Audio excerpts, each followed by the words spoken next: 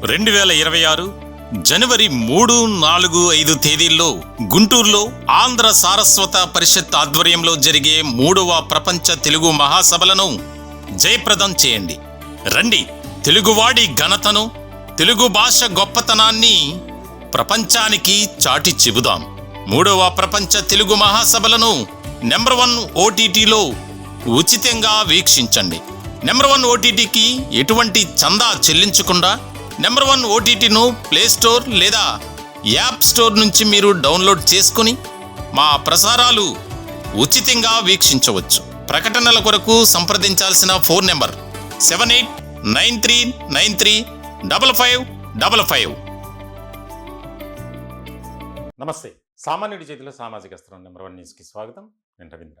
Andhra Pradesh kabaddi association దీనిలో జరుగుతున్నటువంటి అవినీతి అక్రమాలకు సంబంధించి అంటే ఏ స్థాయిలో ఉంది అంటే 2 గ్రూపుల మధ్య నెలకొన్నటువంటి వివాదం, అది ప్లేయర్స్ మీద పడినటువంటి పరిస్థితి. గత కొంతకాలం నుంచి ఆంధ్ర కబడ్డీ అసోసియేషన్లో జరుగుతున్నటువంటి ఆ యొక్క లొల్లి ఏదైతే ఉందో దానికి సంబంధించి పతాక స్థాయికి చేరుకుంది. ఏ రకమైనటువంటి ఆలోచనతో ఉందంటే ఆంధ్రప్రదేశ్ను క్రీడాంధ్రప్రదేశ్గా మార్చాలి, గ్రామీణ స్థాయి క్రీడాకారులను జాతీయ స్థాయికి తీసుకువెళ్ళాలి. ఇది ఒక ప్రతిష్టాత్మకంగా తీసుకుని ఒక పెద్ద ప్రాజెక్ట్ కిందే దానికి సంబంధించి అడుగులు ముందుకు వేస్తుంది. ఇలాంటి తరుణంలో ఆంధ్ర కబడ్డీ అసోసియేషన్లో అసలు ఏం జరుగుతుంది, ఎవరిష్టం వారిది అన్నట్లుగానే ఉంది. 6 నెలల క్రితం కొత్త కార్యవర్గం ఎన్నుకోబడింది. దానికి సంబంధించి ఆంధ్ర కబడ్డీ అసోసియేషన్ స్టేట్ సెక్రటరీగా యలమంచిలి శ్రీకాంత్ ఉన్నారు. ఆయన గతంలో ఉమ్మడి కృష్ణా జిల్లాకు సంబంధించి సెక్రటరీగా ఉన్నారు. గతం నుంచి చూస్తే కనుక ఎన్నో వివాదాలు, విభేదాలు, లాస్ట్కు ఒకరి మీద ఒకరు ప్రత్యక్షమైనటువంటి ఆరోపణలు చేసుకుని పరస్పర ఆరోపణలు, అందులో ఒక ఆయన సూసైడ్ అటెంప్ట్ కూడా చేసి రకరకాలుగా జరిగింది. అయితే ఇప్పుడు తేలినటువంటి అంశం ఏంటి అంటే ఆంధ్ర కబడ్డీ అసోసియేషన్లో అన్ని అక్రమాలే. శ్రీకాంత్ అండ్ బ్యాచ్ స్టేట్ సెక్రటరీగా ఉన్నటువంటి ఆయన కొంతమంది తెలుగుదేశం పార్టీ నాయకుల అండదండలతో తనకు ఇష్టం వచ్చినట్లు నిర్ణయాలు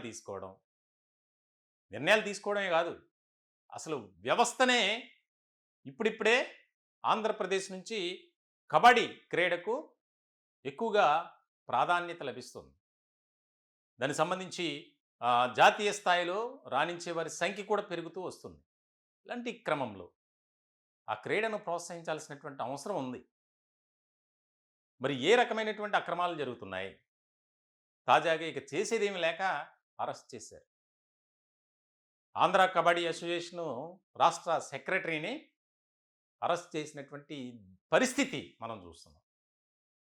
అంటే అర్హత లేని వారిని అర్హులుగా, ఆ డాక్యుమెంట్స్ ఫోర్జరీ చేయటం, దానికి సంబంధించి ఆ యొక్క అన్నీ కూడా ఇక ఒక్కటి కాదు, వారికి అనుకూలంగా మార్చుకోవటం, వారి జేబులు నింపుకోవడం.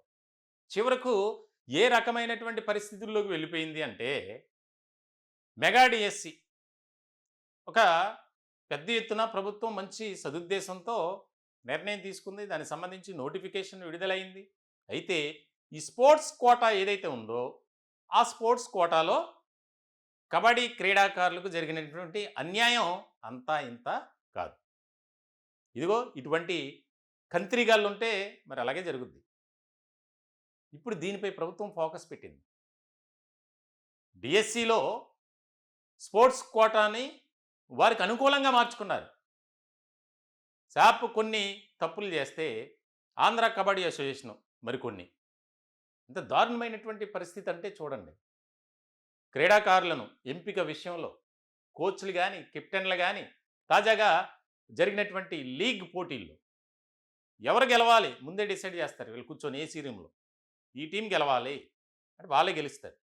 అన్నీ కూడా డబ్బులతో పని. దీనికి సంబంధించి ఆయన్ను విచారించినటువంటి సందర్భంలో యలమంచిలి శ్రీకాంత్ అంశానికి సంబంధించి ఎన్నో కీలకమైనటువంటి అంశాలు గతంలోనే ఆయనపై తీవ్రమైనటువంటి ఆరోపణలు. ఉమ్మడి కృష్ణా జిల్లాకు సంబంధించి ఆయన సెక్రటరీగా చేశారు. ఇటువంటి క్రమంలో కూటమి అధికారంలోకి రాగానే ఆయన పంట పండింది ఒక రకంగా చెప్పాలంటే. యలమంచిలి శ్రీకాంత్ ఇక తెలుగుదేశం పార్టీలో కొంతమంది ముఖ్యమైనటువంటి వ్యక్తుల అండదండలు, సామాజిక వర్గానికి సంబంధించి మంచి ఆయనకు ఫుల్ సపోర్టు, ఇవన్నీ చూసుకొని ఆయన ఇష్టారాజ్యంగా రెచ్చిపోయారు అనేది గతంలో ఉన్నటువంటి కార్యవర్గంలో ఉన్న సభ్యులే ఫిర్యాదు చేసినటువంటి పరిస్థితి. అతనిపై చర్యలు తీసుకోండి. ఆంధ్ర కబడ్డీ అసోసియేషన్ని వారికి ఇష్టం వచ్చిన దీనిగా మార్చుకున్నారు. అక్రమాలకు, అవినీతికి కంట్రోల్ లేకుండా పోతుంది అని తాజాగా ఆయన అరెస్ట్ చేసినటువంటి సందర్భంలో ఆయన అనుచరులను కూడా పోలీసులు అదుపులో తీసుకున్నారు. అంటే క్రీడలను ప్రోత్సహించాలి, ఖచ్చితంగా ప్రోత్సహించాలి. జాతీయ స్థాయిలో రాణించిన వారిని సరైనటువంటి ప్రోత్సాహకాలు ఇస్తే వారు మెరుగ్గా రాణించగలరు.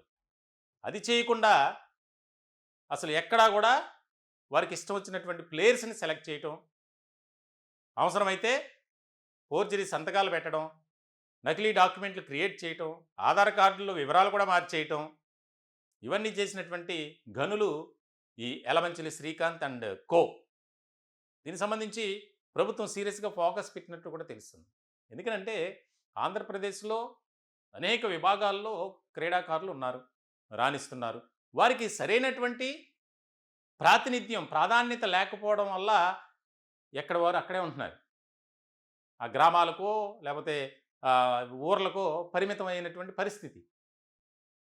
సాధారణంగా చేయాల్సినటువంటిది ఏంటి? మారుమూల గ్రామాల్లో ఉన్నటువంటి క్రీడాకారులకు చేయూతనివ్వాలి, ప్రోత్సాహాన్ని ఇవ్వాలి.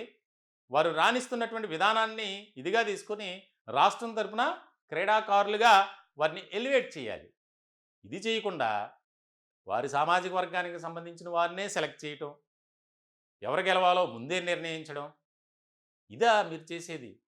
యూనియన్లో ఆంధ్ర కబడ్డీ అసోసియేషన్ ఎంతో ఒక ప్రాధాన్యత కలిగినటువంటిది. కానీ ఆ ఆంధ్ర కబడ్డీ అసోసియేషన్ ఇప్పుడు ఏంటి?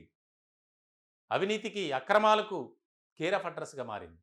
దీనికి సంబంధించి ఇప్పటికైనా మరి ప్రక్షాళన చేస్తాం ఖచ్చితంగా. దీని వెనుక జరిగినటువంటి అక్రమాలు, అవినీతిని మేము వెలికి తీస్తాం అని చెప్తున్నటువంటి కూటమి ప్రభుత్వం ఏ రకంగా ముందుకు వెళ్తుంది? ఇక్కడ ఇంకొక ముఖ్యమైనటువంటి విషయం, నకిలీ సర్టిఫికెట్లతో ఉద్యోగం పొందినటువంటి డిఎస్సి వారిని కూడా బయటికి లాగాలి. ఈ శ్రీకాంత్ అండ్ బ్యాచ్ ఎవరెవరికి సపోర్ట్ చేశారు, దానివల్ల అర్హులైనటువంటి వారు నష్టపోయినటువంటి పరిస్థితి చాలామంది ఉన్నారు. దానికి సంబంధించి నేను గతంలో వీడియో కూడా చేశాను. వారి అభిప్రాయాలను కూడా తెలుసుకునే ప్రయత్నం చేశాను ఫోన్ ఇన్లో. మాకు జరిగినటువంటి అన్యాయం మేము పోరాటం చేస్తాం అంటున్నారు. దీనికి సంబంధించి యలమంచిలి శ్రీకాంత్పై వేటు పడటం, అరెస్ట్ చేయడానికి కూడా అదొక కారణమే. ఎందుకంటే డిఎస్సిలో ఎక్కువగా దాదాపుగా కబడ్డీ క్రీడాకారులు ఎక్కువ మంది ఉన్నారట. అనుకూలంగా వారు అనుకున్న వారినే సెలెక్ట్ చేయటం. అక్కడ క్రీడాకారుల విషయంలో అదే జరిగింది. ఇక్కడ డిఎస్సి టీచర్ పోస్టుల విషయంలో కూడా అవే అక్రమాలు. దీనికి సంబంధించి ఇంకా విచారణ జరుగుతుంది. దీని వెనుక ఎవరున్నారు? పెద్దోళ్ళు ఎవరు బయటికి రారలే, వ్యవస్థ అటువంటిది. మొత్తానికైతే యలమంచిలి శ్రీకాంత్ ఆయన అరెస్ట్ చేశారు. దానికి సంబంధించి అసలు జరిగినటువంటి అక్రమాలు, అవినీతికి సంబంధించి పూర్తి స్థాయిలో సమగ్రంగా విచారణ చేసి మాకు న్యాయం చేయాలని కొంతమంది కబడ్డీ క్రీడాకారులు ఎవరైతే ఇటువంటి పనుల వల్ల నష్టపోయి మోసపోయిన వారు ఉన్నారో వారు ఇప్పుడు మాకు న్యాయం జరగాలి, మాకు న్యాయం చేయండి అని డిమాండ్ చేస్తున్నటువంటి పరిస్థితి. అలాగే డిఎస్సి అభ్యర్థులు కూడా స్పోర్ట్స్ కోటాలో వారు ఉద్యోగం వస్తుందని భావించి ఆశించినటువంటి వారు ఈరోజు ఏదో ఒక ప్రైవేటు ఉద్యోగం చేసుకునే పరిస్థితుల్లో ఉన్నారు చాలామంది. వారు కూడా న్యాయం చేయాలని డిమాండ్ చేస్తున్నారు. చూడాలి మరి ఈ కూటమి ప్రభుత్వం ఏ రకమైనటువంటి నిర్ణయంతో ముందుకు వెళ్తుందనేది ముఖ్యమైనటువంటి అంశం. ఈ టాపిక్పై మీ విలువైనటువంటి అభిప్రాయాలు కామెంట్ రూపంలో తెలియజేయండి. దయచేసి మా ఛానల్ని సబ్స్క్రైబ్ చేసుకోండి. Thank you.